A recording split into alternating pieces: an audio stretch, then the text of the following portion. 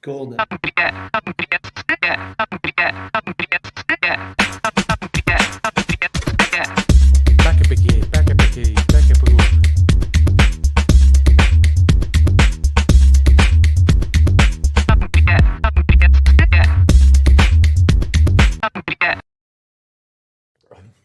I can see Chris in the little thumbnail as the intro's playing, and I almost made him spit out his coffee. Good morning, guys. No, you should not scat over our opening sequence. You're not Ella Fitzgerald, Anthony. I'm not trying. I'm just trying to make Chris spit out his coffee. That is my only goal. I don't even know what genre the music for our opener is. Is this like acid jazz or new wave? I think if you think too hard about it, then it's Founder Funk. That's what it is.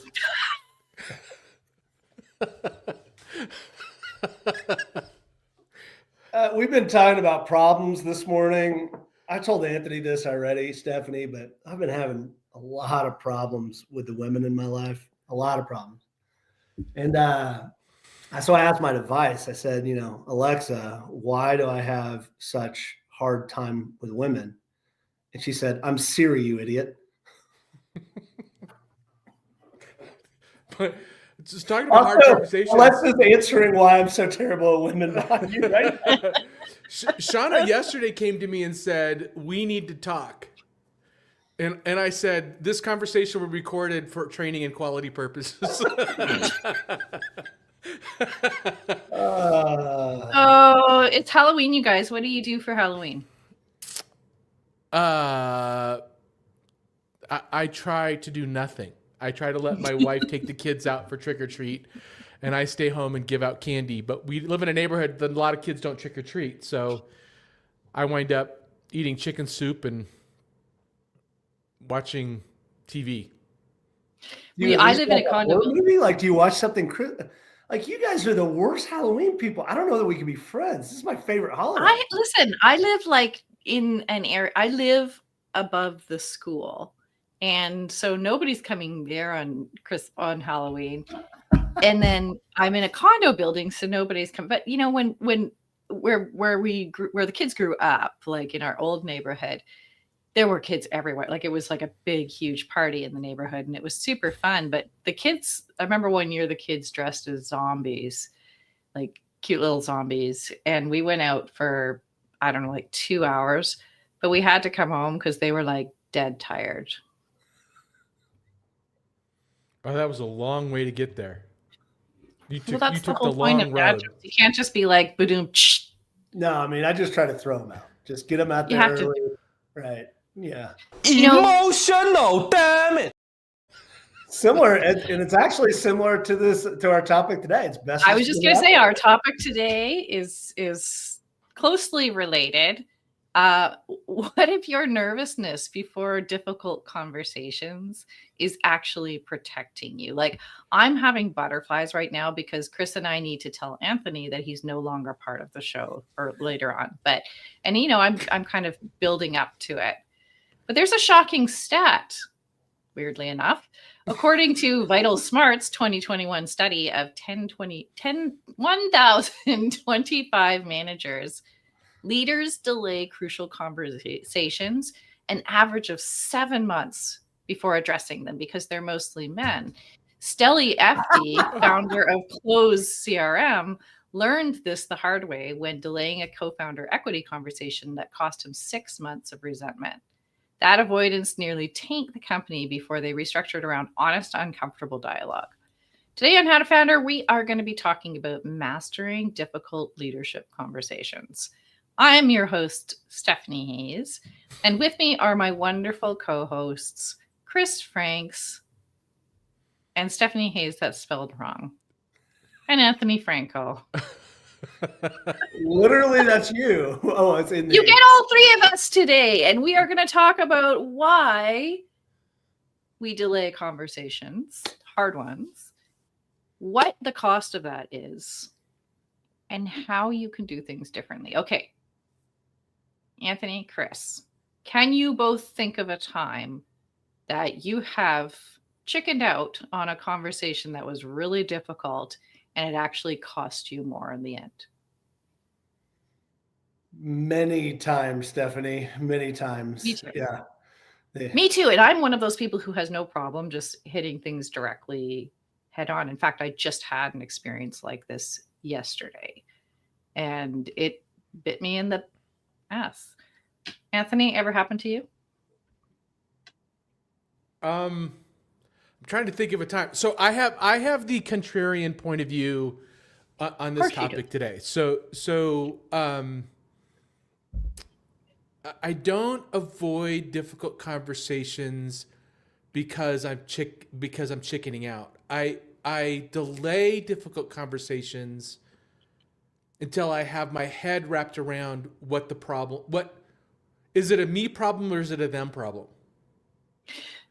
That's exactly it, right? I don't avoid difficult conversations either, but I do avoid them until I have an answer or until I am certain about, like, I was always taught, don't come to a conversation with a problem, come with a solution. But that delaying really cost me some relationship equity. Yeah, I think I look at it as, so if the difficult conversation needs to happen and it's obvious, an employee's saying lewd jokes in meetings, that is a difficult conversation that I run towards. I don't Sure. delay that at all. If it's a difficult conversation about one employee or one person getting under the skin of a couple others, I have to figure out, is it the person or is it the other people? And then there's a circumstance where there's also a circumstance where you need to have a very difficult conversation with with someone that can do damage, right? How many times have you been in this situation where you're like, you have somebody that has the keys to a particular really important part of your business, a critical client relationship, the passwords to your website, right? And if you have the difficult conversation, you know they may be a little volatile and could damage the company or damage other relationships or do harm, even if it hurts themselves. Like it's that kind of personality. So in those circumstances, I will delay. And I have to be honest, there have been many times where I didn't have a really good answer or a really good way of approaching a situation. And I've been passive aggressive. You're usually aggressive. And it worked. So I made their life a little bit more difficult and stopped being as kind as I usually am.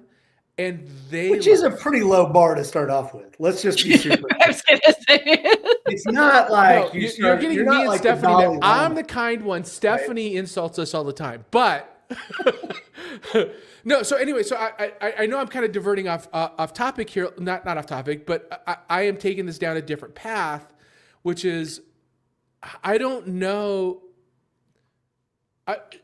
I see a lot of conversations online that makes it a virtue to have difficult conversations early, but you need to check yourself first. You need to check, is it you? And what is the damage of having that difficult conversation going to inflict on the rest of the organization before you run towards a difficult conversation? What do you think, Chris?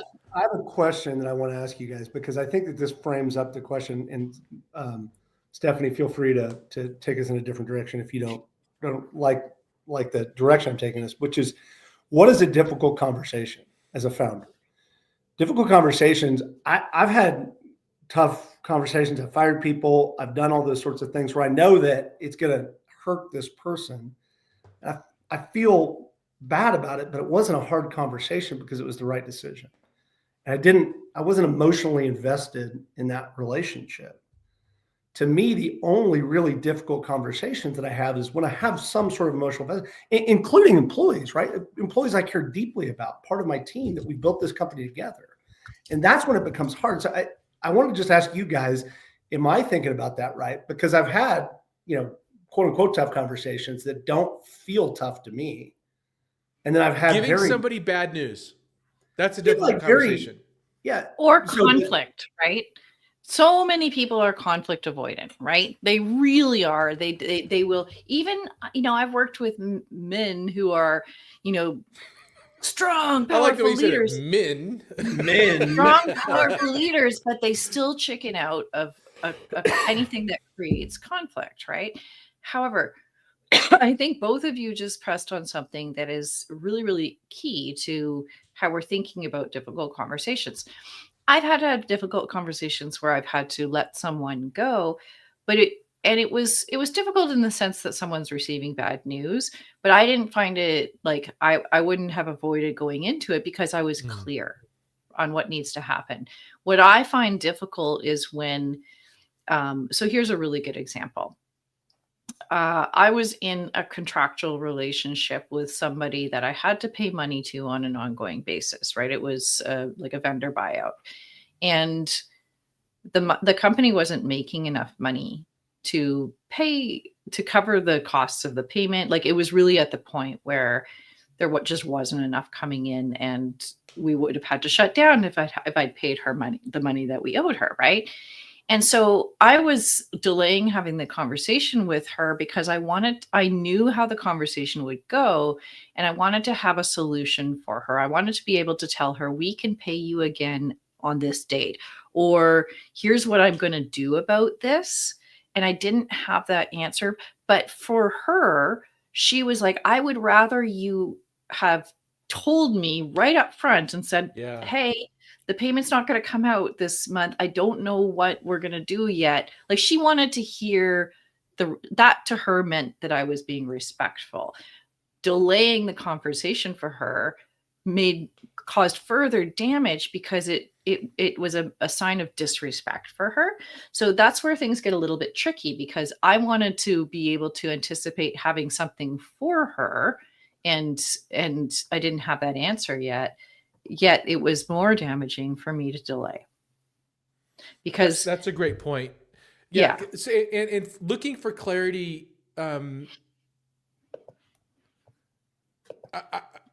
I think maybe framing in your head the problem and talking to the individual about the problem rather than your solution probably makes things a lot easier for them too. Like, here's what I'm struggling with. I'm struggling with that you're an asshole. And I don't know. Wait, hold on, let me write this down. You're giving us some good material for our later conversation.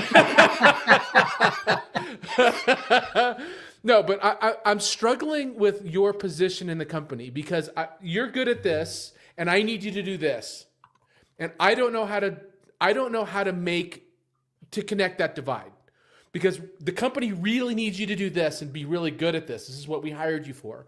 And you're really good at this, and they don't connect. So I don't know what to do about that. What do you think?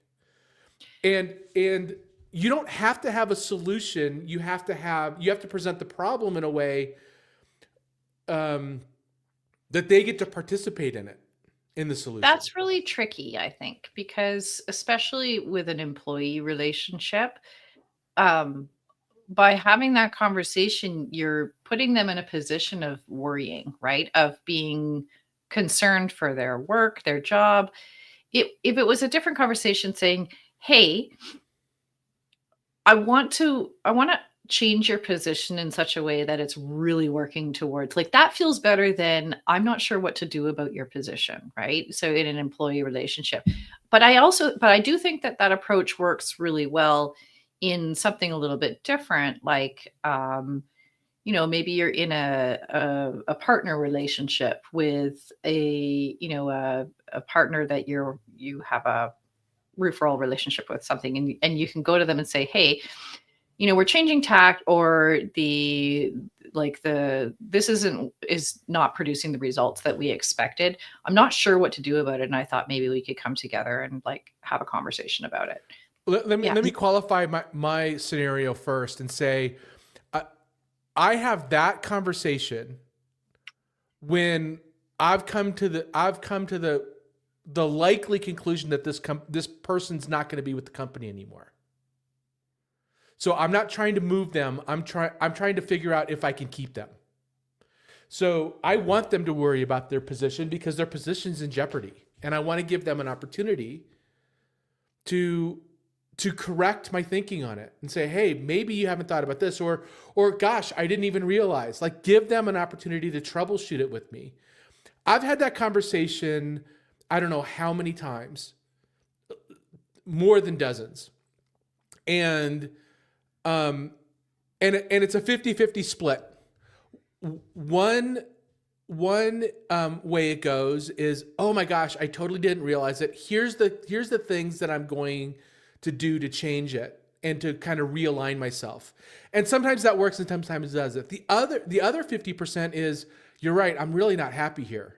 I'm like, great, let's find a way to transition you out in a way that isn't awkward and gives you some time to find another place to land. So is that a difficult conversation? Chris, would you consider that a difficult conversation, or would you consider that just like, how would you frame that conversation in the context of this topic?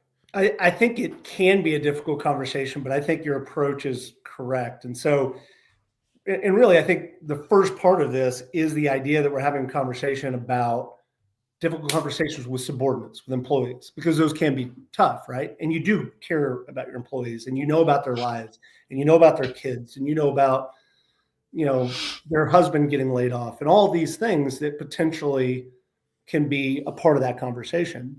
So I think there's a couple of things that you hit on, which is the first one is that any sort of a difficult conversation shouldn't be a surprise. Like, if you get to a place where you're like, hey, let's make a decision about whether you're going to continue here, if it's been sitting in the back of your mind and you haven't had smaller conversations along the way, like, that's a real problem for the employee. And the second thing, which is there's a lot of in the coaching science world, which is what you talked about, which is being a collaborator in the problem, is the highest form of communication. But when you're talking about taking away somebody's income, their identity, their ability to provide for their families, there is a shit ton of fear there. And the moment you threaten that, defenses go up, you get a ton of pushback, and it's really scary for that other person. And so, Anthony, what you said is that the place where I've had the most success as well, which is like, hey, let's take income and employment off the table here, because I know a lot of people, I think you're amazing. I'm just not sure you're a great fit with us right now. And we'll figure that out. Well, let's just talk about fit and try to keep that the fear factor out. And of course it's going to be there, but if you can figure out a way to make somebody a collaborator and avoid defensiveness, that's really how you get to those good conversations, Anthony. Otherwise, the moment that fear, in the psychology of this, is the amygdala takeover, it's fight or flight. It's, you start to get lightheaded, your body is flooded with cortisol. There's no productive conversation to be had at that point. Let me ask this. Are there a set of questions that we can ask ourselves before we go into, or when we're considering a difficult conversation, that help us decide whether this is something that we dive right into even without the clarity or the answers, or we do a little bit more thinking about how we feel about it, what our solution's going to be? Like, what are those determining factors that help us decide which way we go? Chris? So I think that it's really important as a leader to ask yourself, what's the outcome that you want to see in this scenario? And so in a lot of cases, Anthony, Okay. if I go and I have this conversation with an employee, I'm hoping they quit. I mean, if we're being honest, right? Person's a pain in the ass. I'm trying to manage them out of the organization. I'm trying to do it in an artful way where they can maintain as much of their dignity and self-worth as possible. if that's the case, that's fine, and you could still tactfully do that. Or are you going in a place of curiosity, of just like you're saying, Anthony, I'm struggling with this problem, and I need your help to help get my arms wrapped around it. And that comes from clarity of your perspective, I think, Stephanie. I think it comes from the idea that you need to be honest about what it is that you want from the situation, and then frame however you have that conversation around what you'd like that outcome to be, with the idea, Anthony, that sometimes it can change, right? You're like, hey, it's been very, I've had very rare circumstances where I want somebody to quit or I want to fire them. It doesn't happen that often because I'm not sure. I've never been, so I can count on one hand how many times I've been certain I needed to fire somebody.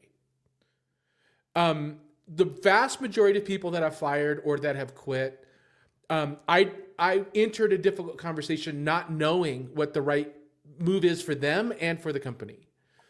So I do approach it from curiosity. I wish a lot more of these things are clear. They're just not. So asking people to participate in the problem, in solving the problem, it's genuine. Like, I want to hear what they have to say. I want to hear how they're seeing it. How can we make this how is the company wrong? Am I wrong, or are they wrong? And then explore it with them together instead of going into it with a presupposition that this person needs to go.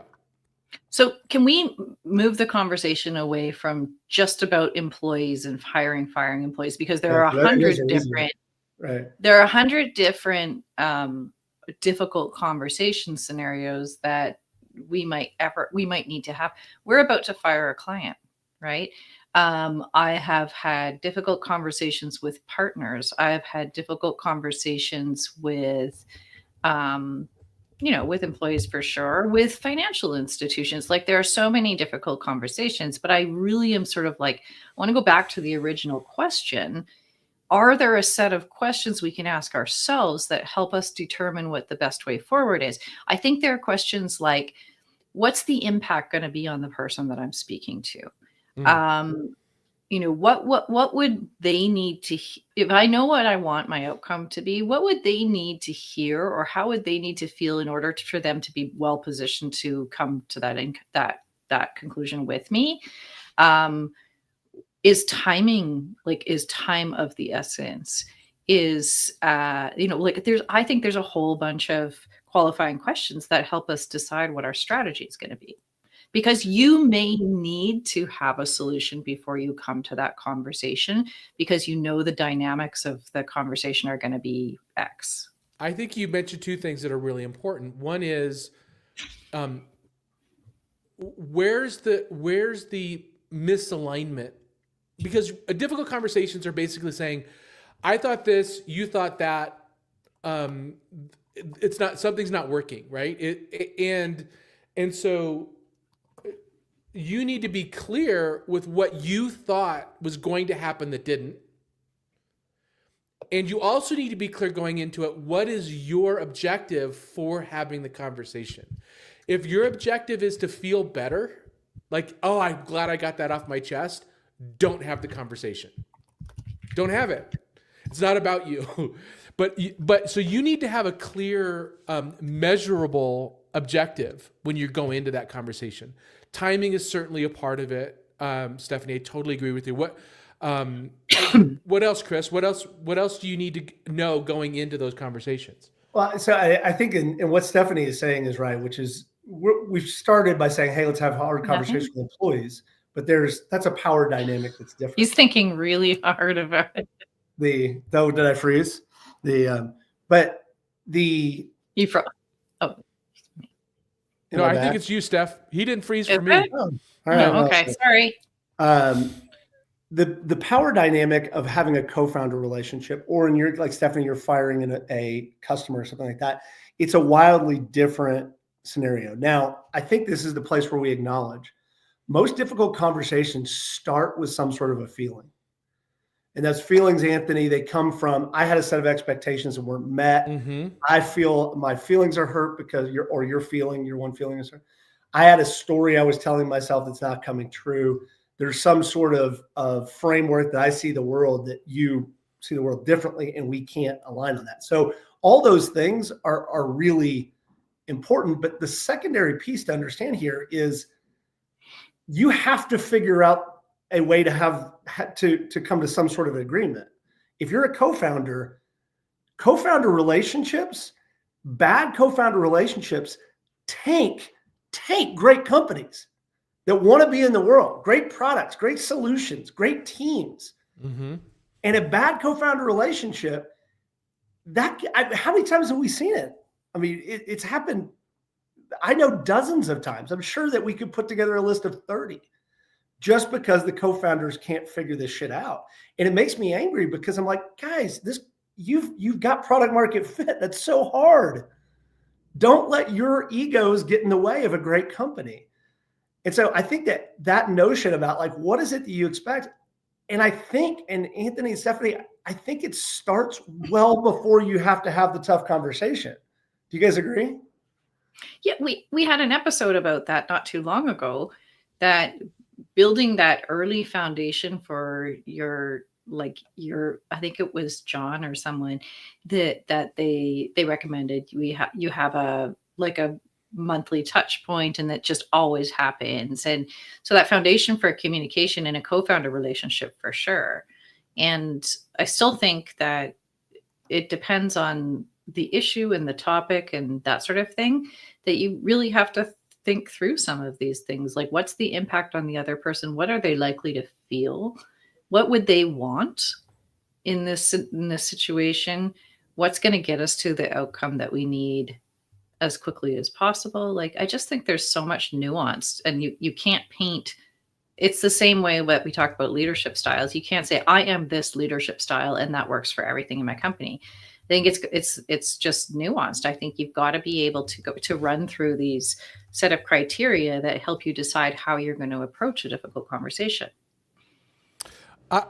I want to reframe this for just a second. So going back to something you said, Stephanie, which is you're about to fire a client. I've been in that position before where I'm like, we need to get rid of this client. But I reframed the conversation in my head and also with the organization, with the company, not the client. So this client was being a jerk. They were just very, very difficult to work with, and they were being jerks to the company and to the team that was working with that client. And so I went to the team first and I said, look, this is a little scary, but I'm thinking about letting this client go. What? And they're like, yeah, these people are really miserable to work with. I said, what would be the conditions in which you would be okay with working with this client? And we brainstormed a little bit. Some of them said bonuses. Some of them said, putting constraints and guardrails around it, charging for changes, that kind of stuff, like essentially putting the client in their place.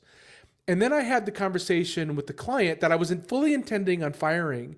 And instead of saying, we don't want to work with you anymore, I said, I basically changed the terms of the relationship and framed the terms in a way that these are the terms by which we're willing to continue to work with you. And then they had to make the decision on whether or not they were willing to operate within those terms. So what that taught me and this philosophy that I've adopted over the years is it's never no, it's only about terms. It's like, what are the terms that this turns into a yes? And that helps for some strange reason, that helps me contextualize that difficult conversation. And we're just having a conversation about terms, about what's acceptable and what's not. And it becomes much more of a business transaction than an emotional transaction when I do that. I love that reframe. And I think that there's probably something there we can tease out. Like, what are some of the reframes to these conversations that can help us walk into them? I think when we have a it has to be this outcome, we force ourselves into a no-win conversation. So I like that sort of thinking that there's a possibility that there's a different outcome than I'm imagining, right? And I also think that sometimes delaying the conversation actually gives you better information where the decision can become crystal clear. Like with these clients, we actually tried to fire them before we even started working with them. And then they came back and they wanted to work with us, blah, blah, blah. And we did. Throughout the whole relationship, we've constantly been saying, oh, we don't want to work with them again. But then something will happen. We'll be like, oh, maybe it'll be okay. And then we finally had a conversation this week where it was like, oh, hard no, like just we're done. Right. And so now it's not a difficult conversation at all. Like I have mentally gotten to the point where I'm like, yeah, it's not happening. Right. So I think if you can get into that mindset around what's possible and knowing what you want, but also keeping an open mind until you're very, very clear, right? So Chris, do you have some of those reframes? Like, do you have something that helps you go into them not feeling like it's a win or a loss? I think that the number one reframe you can do with other humans, because I think we've been talking about metrics with employees, et cetera. But the number one thing you can do is I can't at any point in time understand what you're thinking. And so if I come in as like, Anthony is so pissed off, like Anthony doesn't give a shit about me. He doesn't like me anymore. We're, like the reality is I don't know what Anthony's thinking, but the frame that I can approach is also oftentimes he's thinking about Seinfeld episodes, really is what I've come to understand. Hell, oftentimes I don't know what I'm thinking. Is you have to address things that are behaviors, and you can address behaviors because you can witness those behaviors. And so Anthony, I've been noticing you've just cut me off every single time I start talking, and then halfway through a conversation you turn around and leave. That's a behavior. That's not you're being an asshole and you don't. You've been talking to my wife. Yeah. Oh my goodness. In a business setting, for like as a co-founder, you can talk about the metrics of the business and the behaviors that we're both doing to try to say we're aligned to these goals. And so really reframing around things that you can see and witness and trying to avoid saying you're this type of person or you feel this way, which is you can, even if I'm correct, it's wildly presumptuous for me to say, I know what's going on in your life, right? It's who knows, right? There's also something that just occurred to me that we haven't talked about that we really need to. And it's this notion. So when you conjure up this notion of having a difficult conversation or a hard conversation, you're basically feeling anxiety because a lot of times you're going to be surprising this person with this information, which in and of itself is a failure. If you're coming to somebody with, we need to have a hard conversation, and this is the first time they're hearing anything about it, you've already failed. If you're not continuously correcting and continuously providing feedback and continuously giving praise as well as, hey, here's some corrective things that we need to see from you, or why don't you try this? Or so once you get to the point where you're like, ooh, I'm not looking forward to this because I'm surprising them, you've now gotten to a point where you've let it go too far.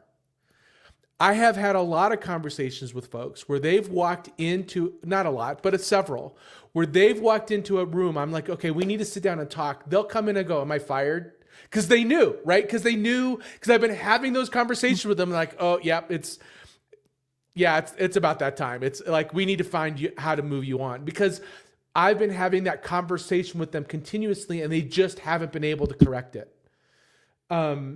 Anyway, what do you think about that, Steph? Do you think if you're positioning it in your head as a difficult conversation, maybe you've already failed?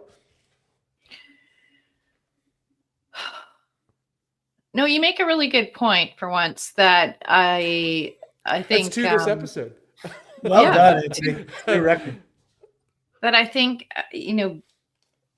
having an early conversation about something might be the strategy, right? Like maybe it's not the full conversation, but it's at least preparing them for what might be coming. And it also can be exploratory, right? That early conversation can give you more information, but it can also get them sort of thinking, and maybe that's really productive. Maybe they come up with something and they're like, hey, I just thought of this, right? So you're right. Like, but I still maintain that there are nuances to that, right? That there are different types of conversations and different ways to prepare for them, and that's going to change depending on the circumstance. But I do like that if you're going to get anything valuable out of this episode, I think that's the one, the shift to that Chris, or what's your name, Anthony, talked about earlier, right? So I'm going to wrap this up because we're at 40 minutes already. Oh my goodness. Last thoughts, last points you might want to make about, preparing for the conversation or getting your mindset right around the conversation. I think Chris, you got anything? The thing that keeps just banging in the top of my head is something we talk about all the time. Number one corollary between high-performing teams is psychological safety. Good teams have psychological safety, and your job as a leader is to create psychological safety. And if you create psychological safety, conversations are not hard. They can be, you can avoid those difficult conversations because you can continually give feedback. What do you think, Anthony? Yeah, I have nothing to add. I think that was a great final thought before we jump into the speed round. To add something, I reached out to my my partner, who is his superpower is empathy, and his whole business is about people and purpose and that sort of thing. I said, what helps you decide when and how to approach a difficult conversation? And he says, as soon as I can, when I know both the other person and I have the emotional reserve to have a successful conversation. So that's an interesting thing to think about too, is like, are we both on edge right now? When do we both have the emotional reserve to be successful in this conversation? And he says, how? As much as possible. I want to bring in as much context as I can, but not to develop an argument like a lawyer. Rather, I want to build as much empathy for the person as I can. And my goal in tough conversations is to remove the tough part from being a personal characteristic and make it an object we can both discuss with hopefully less emotion. So, just another perspective there from a longtime founder. Can I add one more note to that, Steph? I had this written down, but you mentioned having this notion of empathy, and I think there's an empathy and objectivity paradox. When it comes to talking to anybody with a difficult conversation, one, you have to be very empathetic with the person that you're talking to, but you also have to have objectivity. So look at it from outside of the conversation, and not look at it from their perspective or your perspective, but as a perspective, as if you're an independent third party looking at the situation. So those are directly in conflict with one another. That empathy, if you're naturally empathetic, that objectivity is going to be very difficult. And if you're naturally objective, that empathy is going to be very difficult. And you got to just, whatever your strength is, you got to value the other perspective, the other point of view. Totally. Like his last sentence was, deep empathy and skillful separation of the person from the issue helps lower the stakes of the difficult conversation, in my experience. And that's exactly what you were just saying. That's great. Like that's the skill to develop, is how can I have deep empathy plus skillfully neutralize and separate the person from the issue. That's good. Yeah. Okay. That sounds like a great place for us to leave this on. Are we ready for the speed? Are you both emotionally prepared? I don't know that I have the emotional resonance for that.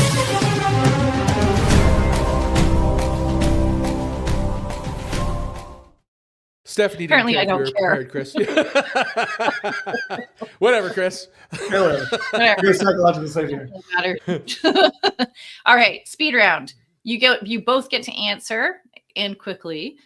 Fire immediately when you decide, or give 2 weeks notice. Immediately. Give notice.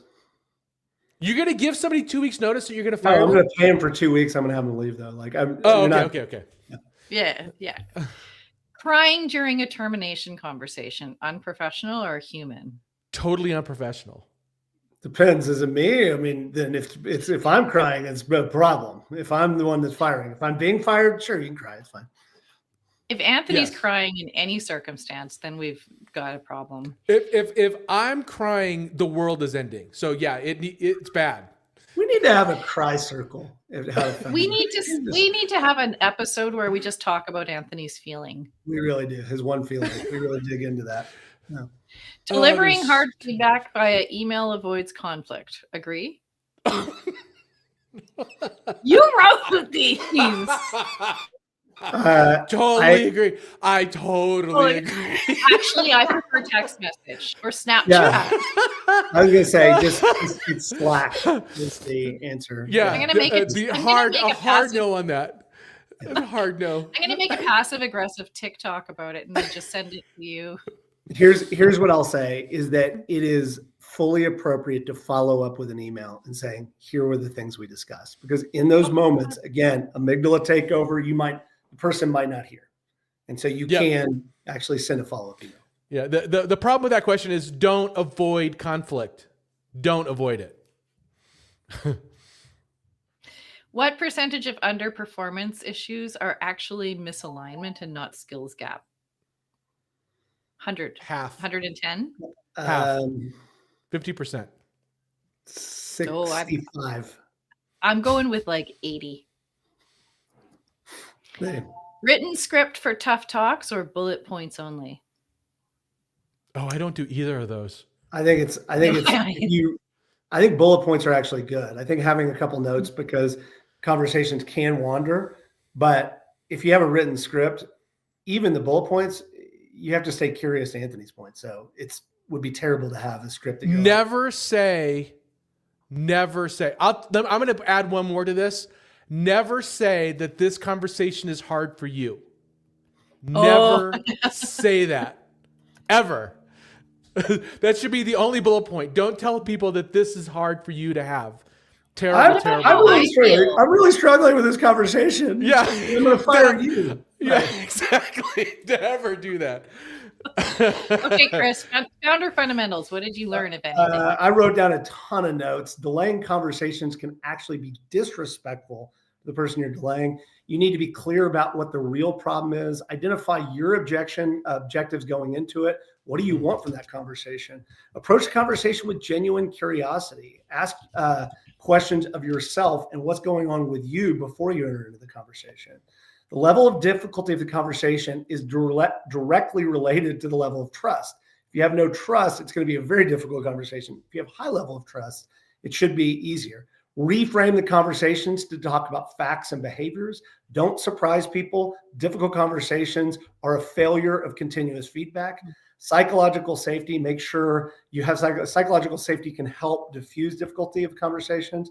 Acknowledge the empathy and objective paradox. And I wrote this down, Anthony, because it's just this continuing theme. As per always, you have to develop self-awareness. And then I just wrote down a quick note. Never say this conversation is hard for you. Don't say, this is really hard for me to have this conversation about firing you. It's very difficult. Nothing like a little gaslighting and narcissism to make a difficult I just conversation. throw in a little narcissism into the brew, All right. into the witch's brew. I have some deep dive resources for us. Difficult Conversations, How to Discuss What Matters Most by Douglas Stone, Bruce Patton, and Sheila Heen.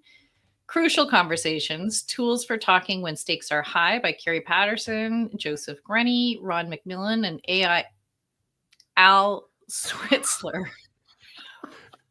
Switzler. AI Switzler. It could Yeah, happen. it's It could happen. oh yeah. All right, terrific Awesome discussion today, everybody. I really appreciate. We're not closing yet. This is the wrap. We're not closing yet? No, All right. just hold your horses. We have all had nervousness before. We have had hard talks. It's actually a secret weapon for you to develop better leadership conversations, and know that this is a continual evolution of your continual evolution of skills as a leadership or as a leader. Talk today. And dive into this conversation. Hopefully you've had some good points for it. Anthony, do you want to close us off? Well, speaking of Anthony, would you just hang on after we get off the air? We just have a conversation we need to. Right. Yeah, and it's going to be really hard for us, but It's gonna be really hard No, for me to have it's this gonna be really easy. It's gonna be really easy for you guys. I'm gonna make it really easy for you. Thank you everybody for listening. Please be sure to visit us on howtofounder.com, where you can connect with us on LinkedIn and subscribe to us on our YouTube, Apple Podcasts, and Spotify channels. Please leave us a review. That would really help us out to extend our reach. All of us believe this, that you are the pioneer of economic prosperity, and truthfully, the three of us are very grateful to be there along the way with you. All right, take care, everybody. Bye.